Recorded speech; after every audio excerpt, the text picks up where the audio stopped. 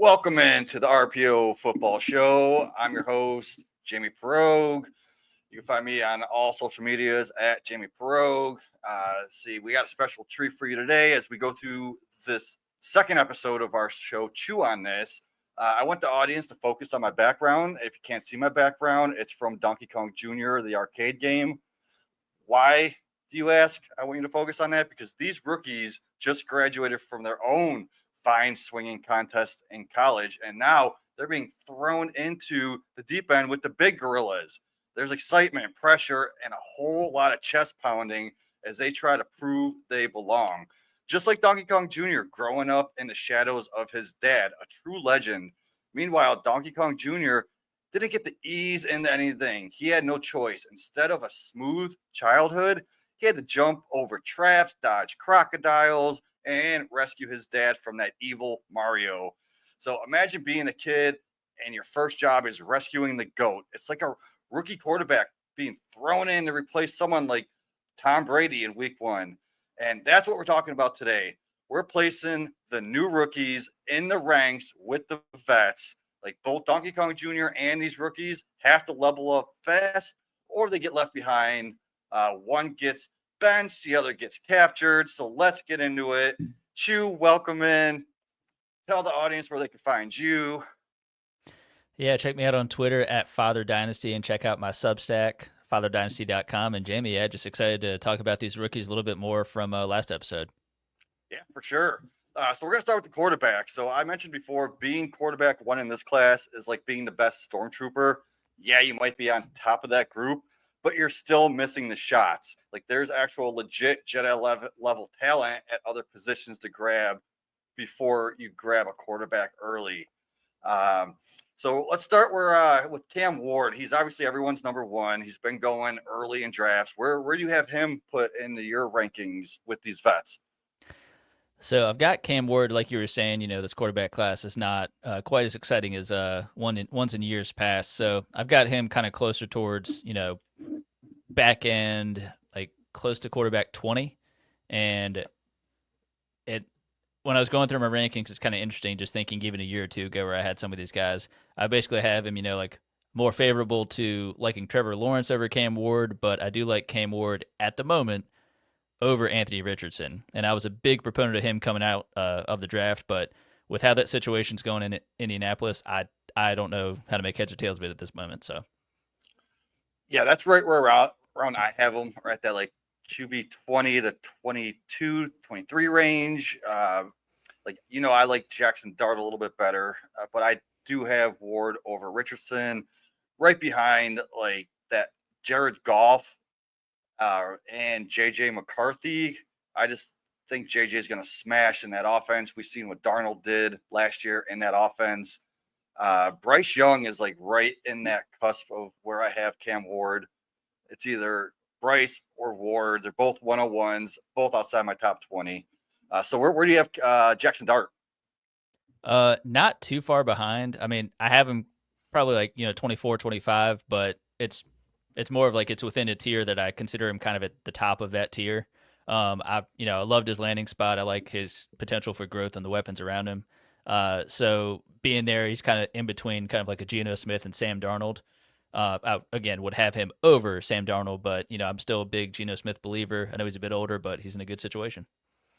Nice, I like that. So I have Dart a few spots ahead of Ward, right behind like the Dax, the Bakers, the Jordan Love. For now, I think he has the highest ceiling to rise once he's a starter to get into that top 12 to 15. So he is right at that 20 cusp for me. Mm. And let's see who's next. We got Tyler Shuck. Man, I understand he got the draft capital, and I understand that he's also in a spot where the other guy retired, so he basically has to beat out Spencer Rattler and Jake Hayner at this point. I still have him like 29th or 30th. I mean, I I don't see it. I don't understand it. The only reason I have him even ranked this high is simply because of the fact that who the hell else is going to start? I mean, I do believe Rattler should start over him, but it seems like they are really buying into this guy, so he's going to get a shot. And I mean, if you're one of the 32 starting quarterbacks, then you're beloved in dynasty. Yeah, I have Shuck right at that 30 mark.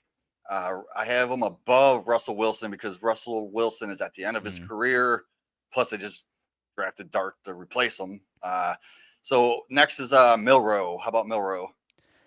Man, for the long term, I like Milrow. I do think he's in a good Same. spot. I don't believe in Darnold in the sense of, I think he was thought of to be brought in, and then they made that wide receiver room a little bit worse, getting rid of DK. And I just think it's going to be tough for Darnold, but Milrow has a chance to grow. So I've got him basically one behind Shuck, and got him ahead of the Matthew Staffords, and it's the next couple are kind of just in line with one another. So Man, we're right on par with each other because I have him one spot ahead of Shuck. If I was in a total rebuild, I'd rather have Milrow over Shuck. for But sure. just because I think Shuck's going to start, Milrow might not start for 2-3 years. We'll see how his development goes. Yep. After that, there's really no one. I'm not a big fan of Shador Sanders. He's still getting hype. Where would you put Shador Sanders?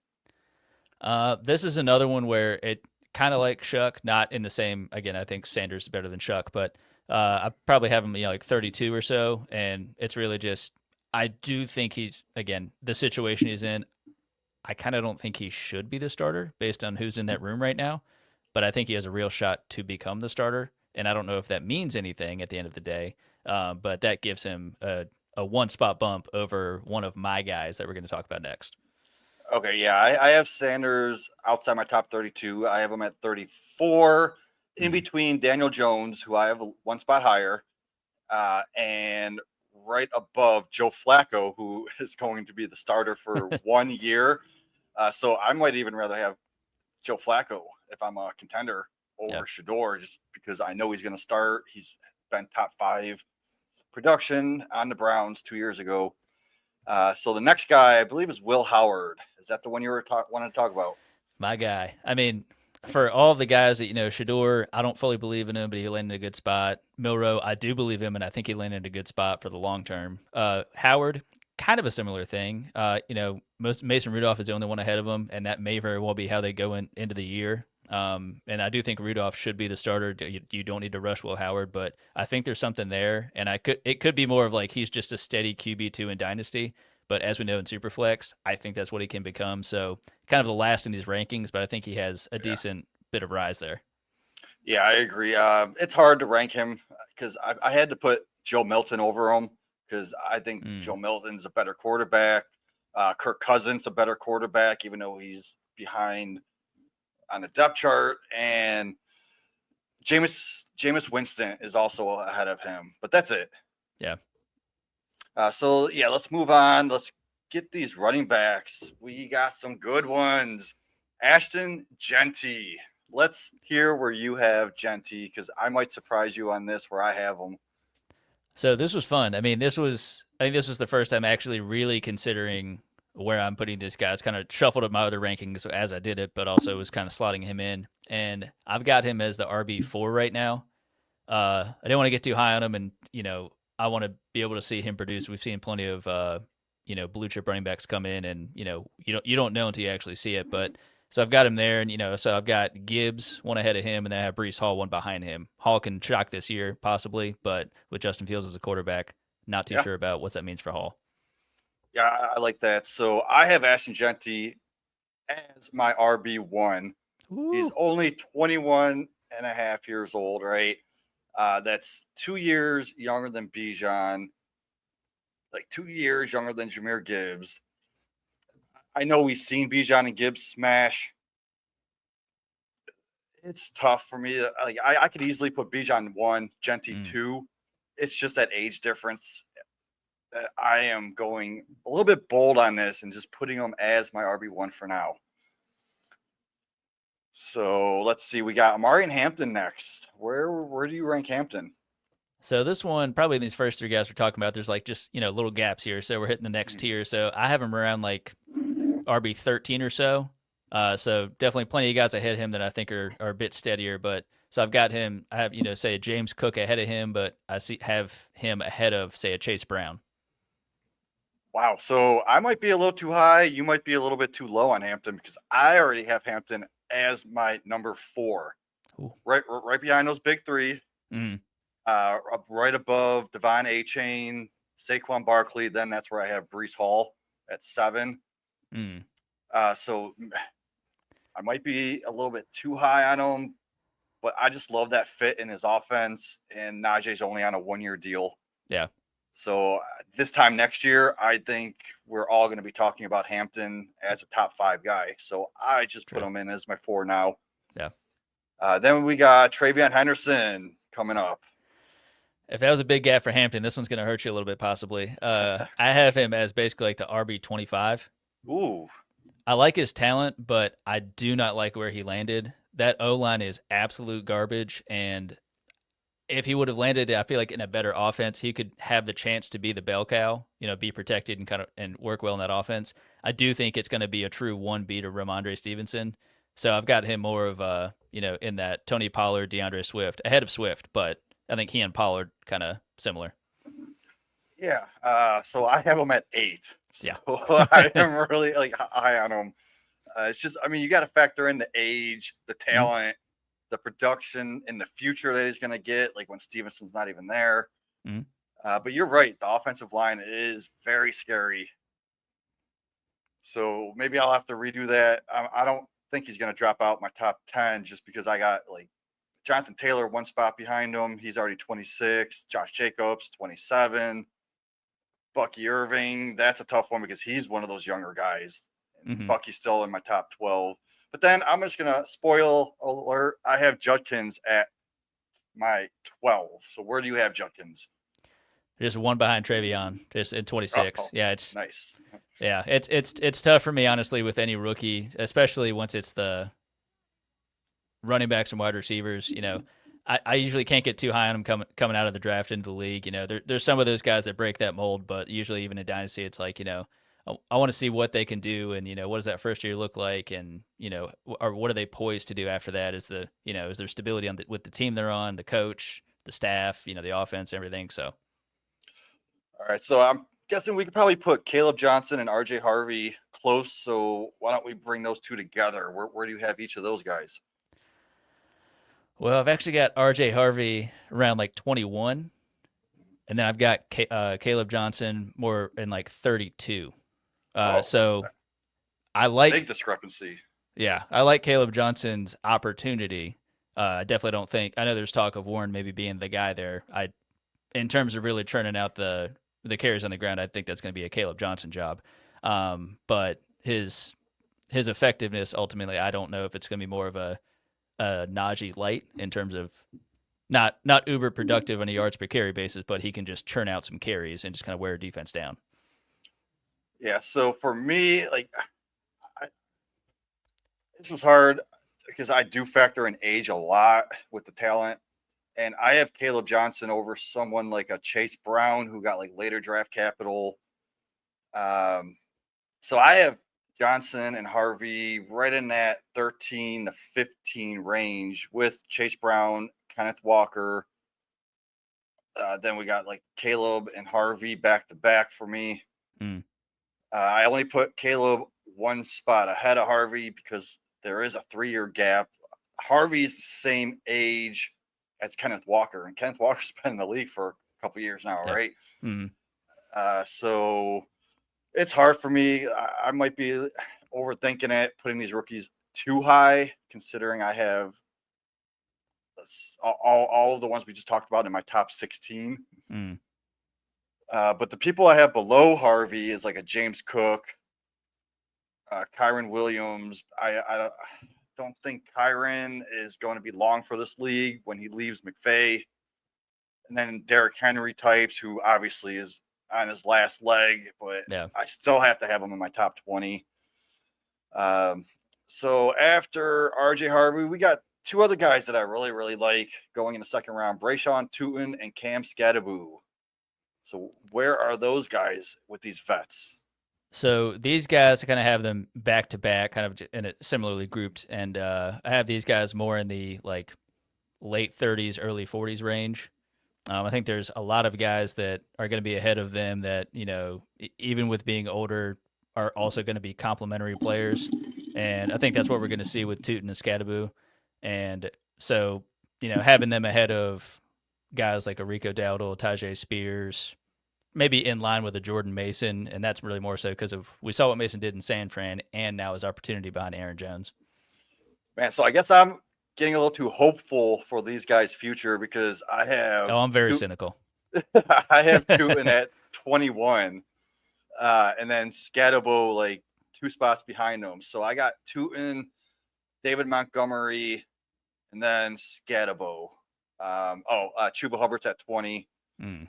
So I got Hubbard, Tootin, Montgomery, and Scatabo all in that like 20 to 24 range. So yeah, I know I need to be a little more like you and I've maybe been not burned one put too many these. times. Yeah. If I can tell the story a couple of ways and I believe it, if I tell it once and then I say it again, I'm like, I can't. I was like, I want it to be this, because especially Tootin being a Virginia Tech alumni, I'm like, I want him to smash in that Jacksonville offense, which I think he'll do good, but as like a ancillary kind of home run hitter piece that on a game to game basis, you don't know what's going to happen, but I think he'll be a best ball darling for sure. Oh, heck yeah. Yeah. So we got some deeper guys like Dylan Sampson, Jaden Blue, people like that. Where do you have Sampson and Blue? Because I've seen Blue rise a lot Mm-hmm. in my rookie drafts.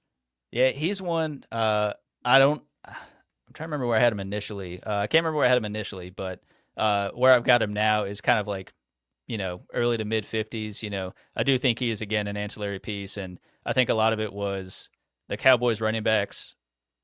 For yet another year are just a room full of question marks. I like Javonte Williams, but again, as with how his career's gone thus far, I don't think it's terribly imposing with he and Miles Sanders. So Jaden Blue clearly has an opportunity to come in and has a skill set that the other rest of the room doesn't have. No offense to Deuce Vaughn, but I do think that it's still kind of an uphill climb in this offense that I think is going to continue to be very vertical. Which I think they had the fourth most pass attempts last year, and Dak's going to be healthy. Pickens is in the room for what that's worth. So Yeah, I'm not high on Blue. I just keep thinking Naheem Hines. What did he do? Like 350 rushing yards, like not that many catches. I compare him to someone like that.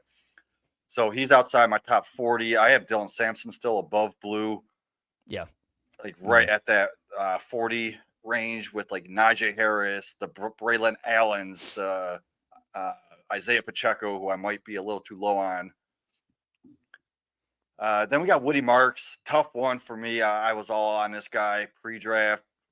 I know he's all like 24 and a half already, so he's a hard one, but I do love his playing style. Reminds me he could be like what Kenneth Gainwell could have been going forward. But where do Yeah. you have Woody Marks? Um, I wasn't too terribly high on him. I actually have him behind Blue, kind of on a similar tier as Blue, but just kind of in that range. Um, Kind of in the ballpark of like a Khalil Herbert or something like that. I do think he has some value, but I don't know. It's going to have to take some people in front of him going down to get that opportunity. I don't know if it's going to be something that he's able to grab himself. Nice. So these are a few guys that I have outside my top 50 that I just love stashing because you never know, they could shoot up. It's Taj Brooks, Devin Neal, Ollie Gordon, and I've been rising on Brashard Smith lately. Mm. So those four guys, are they outside your top 50? Are they even deeper for you? Do you have one higher? So I've got Brooks and Gordon more like in the 60 Mhm. range. And then, but I do like for Neil and Brashard Smith, they're kind of like right back to back one another, like right at 50. I like Neil going into the draft, and I do think he landed at a good opportunity. I don't believe in Kendrick Miller at all. I Yeah. At this point, I doubt the coaching staff does either. Now it's kind of recycled into new guy in there. Brashard Smith going into the draft, very high on him. I wanted the Panthers to get him honestly, but I do think he landed in a running back room that, you know, it's draft capital means almost nothing to this running back room. Andy Reid, he finds playmakers that he believes in and can work with, and I think Brashard Smith is one of those. He wasn't necessarily a player comp for me, but it wasn't too long ago that Jerick McKinnon was a good weapon on this team, and I think Yeah. Brashard Smith could kind of have a similar role. Not quite the same frame and everything, but I think he could be an interesting piece in that offense. I agree. We remember a couple years ago there was a 7th-round pick that Andy Reid took, and Pacheco. Yep. What's to say Brashad Smith can't be that type of value later on, especially when Pacheco leaves. So those are the running backs. Let's move on to our wide receivers. Ted McMillan, Travis Hunter. I keep going back and forth. I've taken Hunter over McMillan. I've taken McMillan over Hunter. So where do you have these guys in your overall ranks for Dynasty? I can tell based on the running backs, I might break your spirit with these ones also. With a similar thing too with McMillan and Hunter, kind of going back and forth. I try to take my Panthers bias out of it, but I do have McMillan again. I just literally have them right back to back with McMillan just ahead of Hunter, and that's in like the 17-18 range.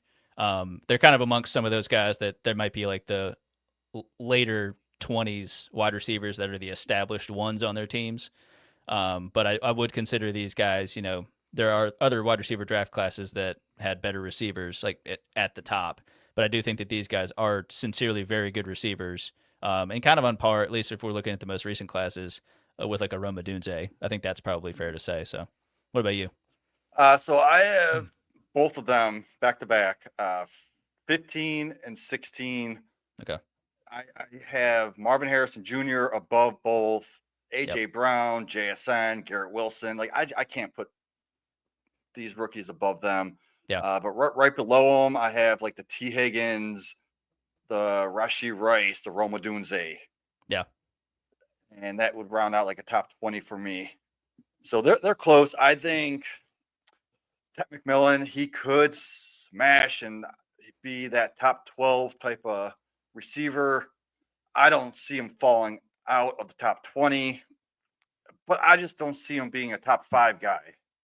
Like It's a run Marvin heavy Harrison, team. Yeah. yeah, and Marvin Harrison has the skill to jump back in that top 5. So I've seen people like Tet over Marv. It's like you guys need to take a step back. Yeah. Like, I think you forgot about the hype from Marv last year. Yeah. His down rookie year was still pretty solid. So Yeah. Yep. So let's see. After that, we got the Golden Abuka range. Where would you put in these guys? Going into the draft wasn't really as hyped on Golden as many people, and Igbuka I didn't love his landing spot, but at least in terms of immediate production, but that might speak more to Chris Godwin and his health possibly. But I had these guys back to back as well. I had Igbuka just one spot ahead of Golden at like a 36-37. I just started looking through some of these guys, and I'm like, it's really hard to rationalize having them above. Again, age is a good factor. I definitely understand that. But just in terms of their opportunity and their skill set, I don't see either of them rising to an alpha level leading a receiving room. So I think they're kind of like fun, good PPR plays that are kind of like, you're starting 3 wide receivers and a couple flexes. These guys are going to end up starting at some point. And that kind of has them amongst like a Jerry Jeudy, Michael Pittman kind of level. Yeah, I like that. I have them right around that 30 range with like DK Metcalf, Chris Olave, Jameson Williams types, Jalen Waddle. Back to back for me. Also, Abuka one spot higher than Golden. I could see him going either way. I just think Abuka could eventually jump into the top 20 faster than Golden's going to jump in the top 20. Yeah. So let's see. After Golden, we have Trey Harris and Jaden Higgins. These are back to back for me, also. Oh, same thing. Yeah, absolutely. Yeah, I had actually. I know my love for the guy one after that, so I'll share that or share that in a second. But yeah, these two back to back, I have them, probably 5 to 7 spots after the Egbuka Golden group there. So like in the early to mid 40s, I would say, and kind of amongst like the Josh Downs, Debo Samuel. Debo's an older guy; he's an ancillary receiver, but I think he's in a good spot now. If he's got much left, I don't know. And Josh Downs he's another ancillary guy. I loved him coming out of UNC. If they can figure out the quarterback position there and get it settled, I think Downs can thrive in that system. So yeah, around there. Yeah, I have Downs a few spots higher than both Trey Harris and Higgins. So they're also around that 40 range for me. Like I have Judy above them. I still put Mike Evans and Godwin above Yep. them just because they're going to smash for at least one more year. Mm.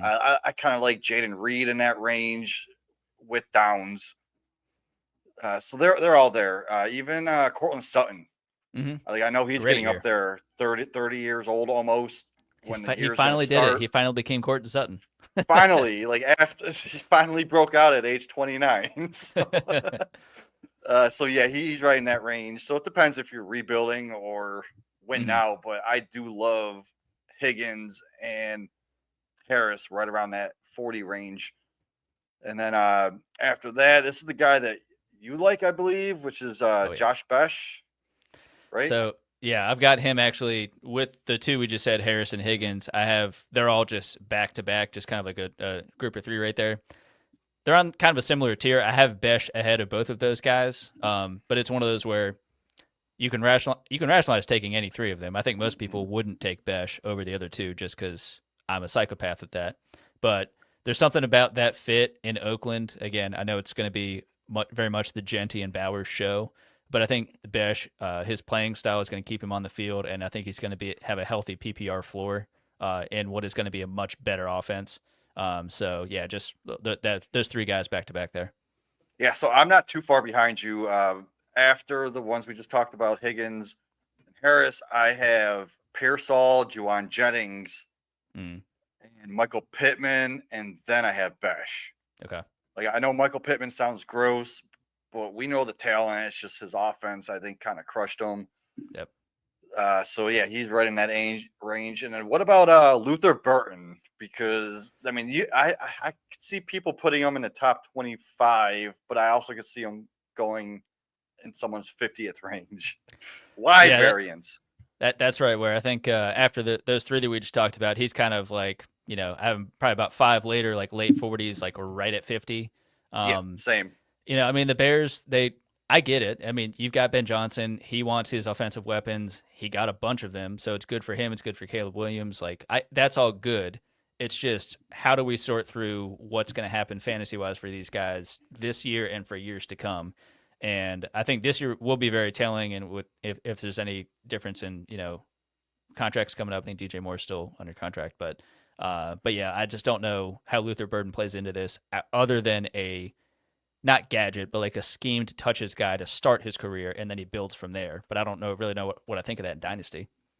Yeah, I've heard rumors that he's going to be putting up Lad McConkey production from last year.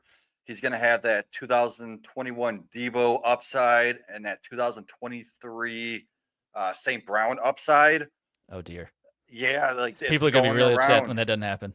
Yeah. So, uh, I mean, it could. We don't know, but I just don't see it happening. Yeah. But I am putting Luther Burton in this 50th range, right around to like the Besh, and uh, we could be looking back a year from now, and we're gonna be like, "Oh, we're stupid for not putting Burton in the top 25." Or we could look back and be like, "Wow, why do we have Luther Burton so high?" So I at love looking at my 50, old tweets. I'm like, I'm an idiot or I'm a genius. Usually it's the yes, former. If it's the latter, I just silently am like, thank God I got something right. man. So then we have Kyle Williams and Jalen Noel. I have Kyle Williams above Noel, but I could see a year from now again Noel being a better asset. But where do you have Noel and Kyle Williams at? Much the same. It's they're back to back. I have Noah one ahead. I was super high on him coming into the draft. Very intriguing with both he and his college teammate Higgins landing in Houston. I do think that's kind of like the succession plan with that team to be paired with Nico Collins going forward with Christian Kirk there just for a cup of coffee. Tank Dell, you don't know what's going to happen with that. So I think this is really nice for CJ Stroud to have these kinds of weapons. But I have them probably, if Burden's at say at 50, I've got Noel and Williams probably a full 5 to 10 after that. I'm not a Okay. big believer in Williams, and it's I believe in Drake May. It's been a while since we've been able to see a fantasy viable offense in New England. So I want to see it before I'm like investing in it. Yes, Yeah, I was just about to say you want to see it before you believe it. yeah. So I have Williams not too far past the 50 mark, At 55, I have guys like Cedric Tillman above him, Calvin Ridley above him, Debo right above him, and that's right in that range, like the Mm, 50 to 55 range.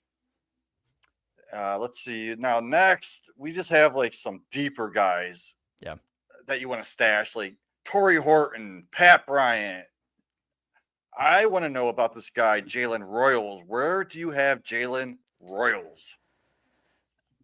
First of all, big fan. Big fan Yes, of I Jalen know. Rolls.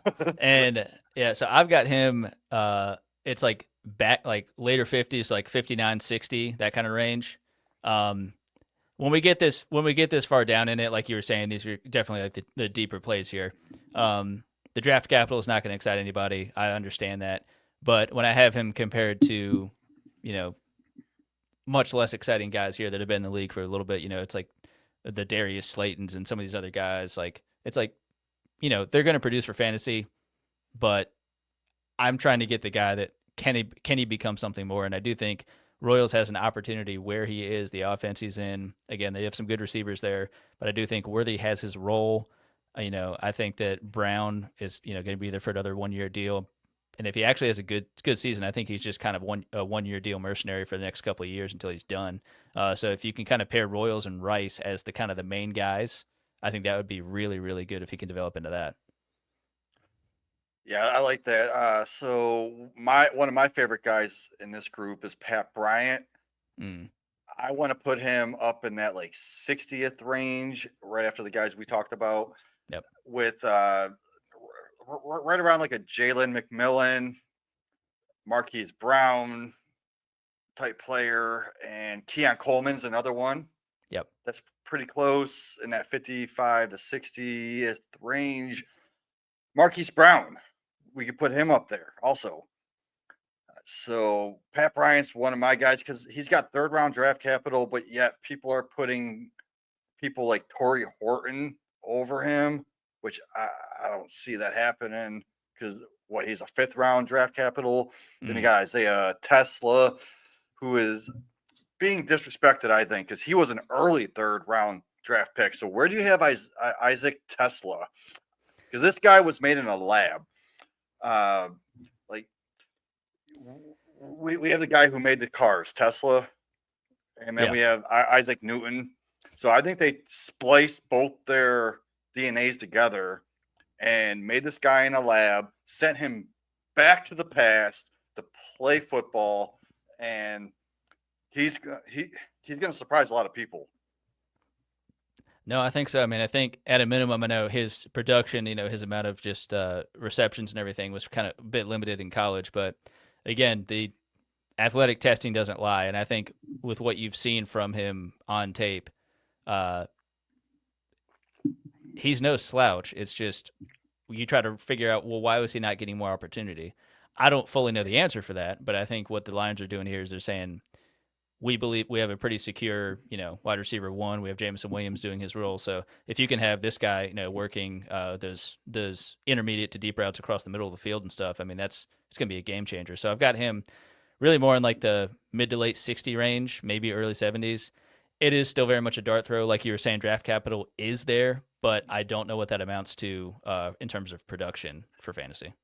Yeah, so I have Tesla right around that 70th range. Josh Palmer, Romeo Mm, Dubes, Christian Kirk type of players. yeah. Even Xavier Leggett, I could see him being right around that area too. So yeah, we went pretty deep on that. Is there any other receivers I'm missing? Oh, AO Manor, man. One more. Where do you have AO Manor? Well, I've got him like early 80s. I mean, Yeah, same. he's basically just the new Gabe Davis. And I know there Yes. was a very brief moment in time when people, I call it just the Gabe Davis playoff game, where he drops a 50 burger, uh, assuming you're still playing for like daily fantasy or whatever. And people freaked out. They were like, "Oh, we got to buy in." I didn't understand it. I was like, "So he's a deep threat that was a deep threat, and it worked out in a playoff game. That means nothing for fantasy. Like we've seen those players all the time. Like you can't bank on that." So So let me ask you this: would you rather have Rashad Bateman or AO Manor? Bateman. Okay, because they're close for me. Would you rather He's a have trusted target in Baltimore, but he's very not true? a great one, Yeah. I guess. Yeah. Would you rather have A. Manor or what's his name? Deontay Wicks for Green Bay? Oh, don't take. Dontavian Wicks. Probably still Wicks. I know he's had some drop problems and he's getting the Mhm. crowded room in there, but probably still Wicks. Same. Okay. One last one. A. Manor or Elijah Moore? Now, before you answer this, let me just let you know Elijah Moore is at that age, 25, where Tyler Lockett broke out. And Tyler Lockett in his career, I know it took him a while, but he boomed at that age. And they both compare very close to each other. Oh, I'm So, already picking Elijah Moore. Oh yeah, okay, 100%. awesome. I was Yes, so high on him same. coming out of college, and then it was Yep. just an absolute bummer of him going from dumpster fire to dumpster fire. But I think with what they do in Buffalo, like they're getting some good players. It's just they're not paying the top dollar of like they're not getting the shiny new toy. They're getting the Curtis Samuel, they're getting the Josh Palmer, they're getting the Elijah Moore, and I think Moore could do well there. So Yeah. yeah, No, I think Moore is going to have, he's got a better quarterback, the best quarterback he's ever had in his career. yep. I think he's going to break out. He could be a sneaky play, and even if you play best ball Mm-hmm. or go buy him very low, because we're talking about fourth round picks right here. Go buy Elijah Moore for a fourth round pick.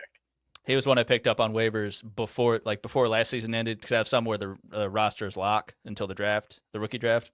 He was one I picked up a lot where I was like, I mean, something could happen. So Yeah, I love it. yep. Great. So let's move on to these tight ends. All right, so now we're going to be talking tight ends. Like, I love myself some tight ends, especially the smooth ones that you can play at different positions, like in the backfield, or you could spread them out wide. Like, you got to enjoy playing with the smooth tight ends that can go deep at any moment. Like, you want a reliable tight end, one that doesn't pucker up under pressure, right? Like when your fantasy team needs some bounce back, you got to grab a tight end and just hope for that the more junk in the trunk. Like, some tight ends, they take a pounding and get worn down. So I like to stash some extra tight ends. So we're gonna start with the top guys in this class. We obviously have Warren and Loveland, both going in the first round of almost every rookie draft I've played. So where do you have Warren and Loveland in your overall rankings?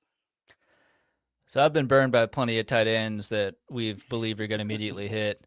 I will say I never believed in Dalton Kincaid, and I never understood that. Kyle Pitts, I do Yeah. understand.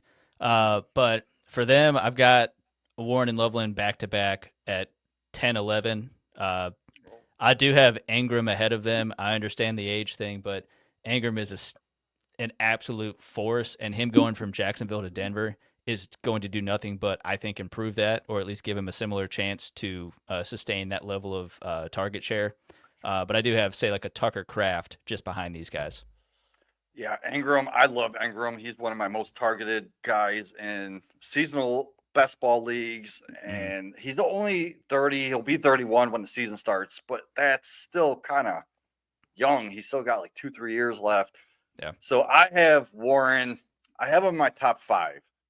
I have it Brock Bowers, Trey McBride, Sam Laporta, and then Tyler Warren.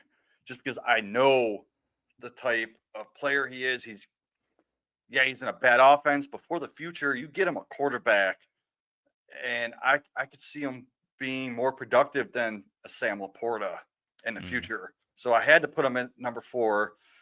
And for Loveland, for me, I have him around that 7 or 8 range, right behind like the TJ Hawkinson, the David Njoku. And then I'm going back and forth between Kittle and Loveland, depending on if you're in rebuild or win now. So if you're in Yeah. win now, you obviously go Kittle. If you Loveland is right around that range for me, where he's in my top 8, above the Tucker Craft and the Kincaids and the Likeleys of the world.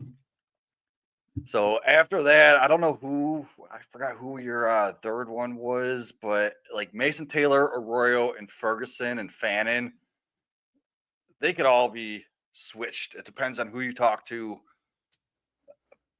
but I think they could have similar outcomes. Which one are you picking first between Taylor, Arroyo, Ferguson, Fannin? Where do you have them in your ranks?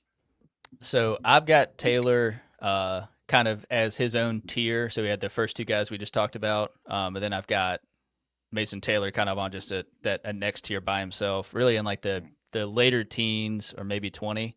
So ahead of like a Dallas Goddard, some of those guys where it's like they'd been productive. They're still moderately productive now, but but they may have another year or two of that, and then they're out. So it's valuable for now. But again, Mason Taylor, I think can get a pretty steady target share. But I'm not a big believer in Fields. But again, the deal he got is very clear that he is a bridge guy. So I think Yeah. the thing, much like you were talking about in Indianapolis, who is the next guy going to be, or who, I think it could be Richardson there, but like with the Jets, it's probably not Fields. So what does the future look like? And I think it's pretty bright for Mason Taylor. The next three guys, the Arroyo, Ferguson, and Fannin, uh, fairly similar in terms of I do have Fannin leading that three, but it's probably like a Fannin, Arroyo, and Ferguson. Love it. Um, and Arroyo, I wasn't super high on him going into the draft. I mean, I liked his skill set, but I know injuries and a lot of that kind of stuff had kind of derailed a bit of his college career, which is always tough to see. But athletically, I do understand, that's a big indicator, athleticism for tight ends and production. So I really liked AJ Barner going into the offseason for Seattle. I do think Fant is out, so I do think it could be an Arroyo Barner tandem there in Seattle. So that could be good. So still probably have that trio though, probably 5 to 10 spots after Taylor because I think there's a lot of question marks. I want Fannin to be good. I want that to work. Um, I just don't know. His athleticism is so confusing to me. Watching him play, Yeah. it's just like he has like sand in his pants while he's running, but he still moves well enough. Like, but he's a little undersized. Like, but I mean, look, his production is second to none. It's unbelievable what he did in college at Bowling Green. So I mean, Yep. it something happened. Like it can be good, but I don't. He's not going to unseat Njoku, but there's not a lot else aside from him and Judy there. So Yeah, I'd be happy with any of these guys. I have them mixed in from 12 to 20. So like yeah, I have Evan Engram, Pat Fryermuth, Mark Andrews, and then I have like the Arroyo. I could put Arroyo above them or behind them. I could put Ferguson above them or behind them. Then you got Jonnu Smith, Mason Taylor. Guys like Dallas Goddard isn't dead. People are thinking Goddard's dead. He still has a few years left. Like the Harold Fannin, man, I've been rising on him. I've been getting him at the back end of these guys in rookies drafts. So like Taylor goes first, Ferguson, Arroyo, and then Fannin goes. I mm. love getting Fannin if those guys go. All of my top 20, I think they could eventually be in that top 12, maybe 3 years from now. We'll see. But like right behind them, I have like a Bretton Strange, Kyle Pitts, Cade Otton type people. But like, give me the new shiny toys over the Bretton Strange and Otton and Pitts. Even the Hunter Henry, I know he's getting up there. So there's only a few more. We got Gaston and Helm. I've been seeing Helm go before Gaston, but I just don't see it. I love myself some Gaston. Where do you have Helm or Gaston in your overall ranks? Are they in your top 30? they're just outside of it. Yeah, they're probably like Mm, in the mid 30s there. And I do have Helm ahead of Gadsden. I liked him coming out of college, not as an overwhelming prospect, but just kind of a steady one that I was more just intrigued, depending on where he goes, that might kind of gauge my buy in. And I do think there's a real chance that he could take the starting job in Tennessee. And I mean, Chickaconquo, I know he came out guns blazing with his career, yeah. but it just kind of didn't really amount to much. He's just a big play every now and again. And I think Helm could be a steadying force in that tight end room with this now revamped offense with Cam Ward and Restrepo and all these guys. Well, it's funny you mentioned Chig because after the guys I just mentioned earlier, like the Hunter Henrys, the Ottens, the Pitts, I have Gaston at 1D7, and then Chig and Helm are like back to back for me right now because they both are young and they're both on the same team. So I don't know what to do with them. Like, Yeah. I have Theo Johnson like 2 spots behind them, but I'd almost rather have Theo Johnson. So maybe I need to move Theo Johnson above both of them. But like again, these are waiver wire pickups, deep dives. I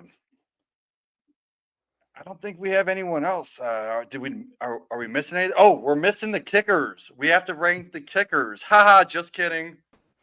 Yeah, we're not doing that. So we have a special host of the RPO football show, the IDP hunter himself, Steve Hungarter. What is up, my brother? Hey, thanks, Jamie, for letting me on your show here. I really appreciate that. Hey, funny story. I was talking to Chew in the back room when I was waiting to come on, and I'm like, "What a neat concept! What is this show? Chew on this?" And this is what he tells me, Jamie. He says it's a podcast where ideas get tasted, tested, and talked through. So I'm looking forward to sitting down with you guys sometime, slow chew on something that matters, talk about conversations as this show goes on and grows. We'll do some bite-sized truths, take deeper bites out of fantasy football. It's a really good show that you guys had here tonight. So thanks for having me on. Yeah, you could grab a stick of bubble gum or even just pop a chiclet in your mouth and just chew on it, right? Right. Hey, and if I may, I have 3 advertisements I'm trying to get out to networks here. I know the show's going a little bit later. If I may, I have 3 things I wanted to put out in the universe. I sent you those links. Yeah. So I love this D up. Right, buddy. Right. So as the audience knows, we're doing this D up thing. It's not just D up. You get your Flex 4. You got everything over there on the fastdraft.app. The key here is visit it. If you're a fan of best ball, this is the first time we've had an IDP best ball tournament as big as it is. $2,000 cash prize. Right now, if you guys haven't tried it, we got a promo going on. If you type in Hunter, $50 down, $50 match. That's a game changer. $10 a piece. That's 10 shots at this tournament. Okay, so you do that. Type in promo code Hunter. The other one we have is Player Profiler, and Jamie, I'm sure you could explain this a little bit better. The all-in package. If you type in Hunter, $25 off. So the all-in package, it gives you so much information. You get their rankings. You have a data analysis tool. You have a Dynasty Deluxe. You have a draft kit. If you do redrafts, DFS Dominator. If you play daily fantasy football, every week it'll give you optimal lineups. You could just pick like certain guys that you want in your lineup, and then optimize it, and it'll give you other guys at the prices where they just slide right in for the value at they're at. I've won so much money off the Player Profiler all-in package. It's not even funny. It's pretty much free if you purchase it. Yeah, it's a really neat tournament going on. I mean, there's offense, defense, there's combined leagues, there's rookies like you guys are talking about.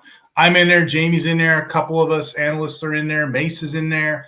Just type in fastdraft.app, check out a league, if you will, and they're fast drafts, aren't they, Jamie? They're really, really fast. I mean, you're probably going to be done the whole thing in like 10 minutes. Yeah, it literally takes me 2.33 seconds on average to make my pick. I am one of the fastest fast drafters out there. You can't beat it. Yeah. Fast draft. I did 13 drafts in under an hour the other day. It's insane. They're really fun to do. And like I said, I'm meeting people in these draft rooms I haven't seen in years. Like, hey, what are you doing? Just coming on here and playing against literally the best in the world. Chew, I don't know about you, but this is probably the biggest tournament I've ever been a part of. And we got a cool promo code going. So, why not partake in that? Why not chew on some of these dynasty rankings and redraft rankings, if you will, That's right. Yeah. And I want to shout out Matt Kelly at the Player Profiler for Fast Draft last Friday. He said if you do 5 drafts, you will get $100 deposit free in your account. So I'm doing the math in my head. I'm like, wait a second. I put $50 in. I got a free $50 using the promo code Hunter. So I had $100 in my account, and I'm like, I do 5 drafts. That's only $25 for the Flex 4, and you're gonna give me another free $100 on top of that? That's insane. So shout out to him. Great promo for Fast Draft Friday. Yeah, take advantage of it because, like I said, I think we're 2/3 of the way full, so I don't think it's going to make it to Labor Day weekend. So take advantage of it while they're giving away these promos. Jamie, if you don't mind clicking on the next link for me. Give me 1 second. But yeah, Fast Draft is awesome. I've been doing Fast Draft ever since I got my promo code. So let's see. We got this one. Here we go. Is it shared? It's not shared. There it is. Yeah. So as you guys know, Bob Long, he runs the Fantasy Expo. Bob Long he's known for these consistency rankings. Everyone uses his magazine, if you will, a lot. He uses this thing called a forecast consistency tool to help with fantasy football, particularly in prop bets. And every year when you go to the expo, Jamie, it's right there at the front desk, the Bob Long consistency rankings. I just wanted to give a shout out to Bob Long and everything he does at the expo. And I wanted to give a shout out, let everybody know that the magazine's out now. It's available right now if you guys want to take advantage of the fantasy football consistency guide of 2025. Yeah. Yes. I've bought this for the past 3 years straight. I read through it. It's a great read. And he does a great job going in details and in depth and all these players. I recommend it. You can find it on Amazon. So we have one more screen that we need to pop up, right, Steve? Yeah. So this last screen, as you know, I'm a writer for the Fantasy Six Pack, and we're not going to have time to get into all these. Obviously, we're 52 minutes deep. I just wanted to give a shout out to the audience. If you guys are interested in Dynasty, and I know you are because you listen to this podcast, there's a Dynasty football ads and drops article. It just came out. Buys and sells. Who you looking at? Who you buying this year? Little screenshot was on screen. Yeah, there it is. So just go over to the Fantasy Six Pack. I don't think it's behind the paywall right now, but this will get you jump started into the Dynasty football season. And what's cool about this year is I'm not just a defensive ranker. I'm doing offensive articles too. So this is a deep dive of offense and defense. For the first article, I did 11 on 11. So you'll know who I'm trending and who I'm trying to buy, who I'm trying to get off of, who I'm trying to sell, if you will. So that's the first one. Joe Bond loves it, the creator. He's like, we're going to probably do that as a monthly article for the site. So just check out the buys and sells. I think I'm gonna go on IDP Nation. I'll go over all the buys and sells when we got a little bit more deeper time. But yeah, I just wanted to highlight that to the audience. If you guys are interested in this, you'll probably like that too. Okay. Yeah, I love all your articles, man. I read every single one, offense, defense, everything. So I want to go over some of your buys and sells. Who's one that stuck out to you for a buy that you're just going after in every single one of your fantasy leagues? Only because he's cheap. I'll tell you one of mine.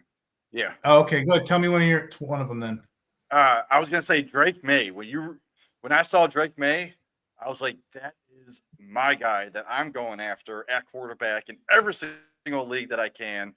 Especially, some people are smart and they realize he is a top 8, 9 quarterback, but some people value him at quarterback 15, 14-ish. Those are the people that you want to go after, buy them cheap. He posted. Who's one of yours that stuck he out posted to your point with May. He posted 5 games with the passer rating over 90 and 2 games with 50 or more rushing yards. So the potential's there. He just didn't have anybody last year. He was getting murdered. I'm going to say, Jamie, like week 5, week 6, we were on him. We were watching. There was an uptick. So now this year it's going to be put up or shut up. He's got pieces around him, especially at running back. So he's an exciting buy for me. What was your question? I just want to know which guy you have that you're just going after in every single one of your dynasty leagues. Right. And for me, it's not that I gotta have somebody at the ADP. I'm looking at stuff that's just buried right now. So a really cheap buy, because I'm always trying to tax the next greatest tight end. So one that no one's really talking about is Brenton Strange of the Jaguars. In the way. His RAS score coming out, he had the pedigree 9.89 out of a possible 10. But last year, it got really interesting when you looked at all of what he was doing. I mean, he was a top.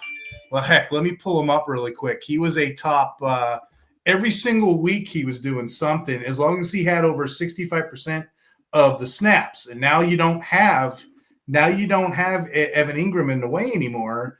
So I think it's wheels up on that dude. But yeah, every single week but one, he posted, elite numbers. And this is a guy in ADP that's buried. Yeah, so here it is. So when he posted 65% or greater, he was tight end 9, tight end 8, tight end 9, tight end 2, tight end 16. So yeah, get out. It's just addition by subtraction. Get Ingram out of the way. Let this guy cook. Like I said, he's got a good athletic profile. Let's see what he can do here. So that's one of them that I'm buying that I must have because it's cheap.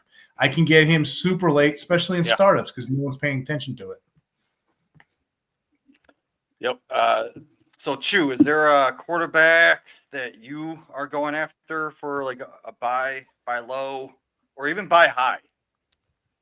One for me, and I was a big believer earlier in his career, not necessarily with his draft capital, but once he got a chance to play and got injured, he came back strong, and that's Brock Purdy. He is the very rich man at this point, certainly a little more rich than when he was Mr. Irrelevant, making less than an orthodontist probably.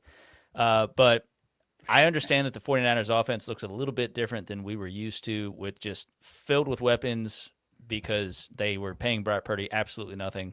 But I do think that the team as it is right now, Ayuk, I believe he's still getting back to full strength, but as far as I know that he is going to be playing. Ricky Pearsall is very high on him coming out of college. Juwan Jennings, I think, is a steady force there. George Kittle, of course, being shored up. Christian McCaffrey, I think, has a very real chance to easily be a top 5 running back this season, if not the RB1. There's very few that can actually do that, and he has done it. Again, as early as not too long ago, a couple years ago. So I do think Brock Purdy is going to have another top 10 quarterback season, and I think he's going to use his legs much like he has in a very sneaky fashion the last couple of years, and I think that's going to help propel him to that top 10 season. Love it. So, Steve, is there anything else you want to bring up to the audience? No, that's it, guys. Just check out the Fantasy Football Expo, the Bob Lowe Consistency Rankings. Check out the buys and sells article. And then last but not least, check out D-Up. We'll do more episodes in depth. Like I said, we're just trying to get the craving out there, trying to get the sweet tooth going. Appreciate you guys having me on. Well, the one thing I loved about your buy and sell article is not only did you just do quarterback, tight end, receiver, you put in DLs, linebackers, like all kinds of IDPs. So I love it. Go check out Steve's article at the Fantasy Six Pack. It's amazing. Right. You're gonna be hooked. You're gonna want to read it more than once. That's how good it is. Right. To your point, no one's out there really doing the combined rankings, which is the leagues that we play in, the offense and the defense. So this is kind of where we want to kind of center this thing in, have the offense and the defense and where it meets. So anyway, thanks for having me on. Yeah, it's been awesome. So I'm Jamie Perot. You can find me at Jamie Perot at all social medias. Steve, where can they find you? IDP Hunter on Twitter, and then also over at the RPO Football Network, we have a Discord. And I also write over at the Fantasy Six Pack. That's a Beyond Firewall. They have a Discord as well. So yeah, just anywhere where there's fantasy football and there's good talk, I'll be there. And we all chewed on this. So our other host, Chew, where can they find you? Yeah, you can follow me on Twitter at Father Dynasty and check out my Substack, the Father Dynasty Substack at fatherdynasty.com. And yeah, Steve, thank you so much for coming on. And Jamie, of course, another tremendous episode. So looking forward to many more.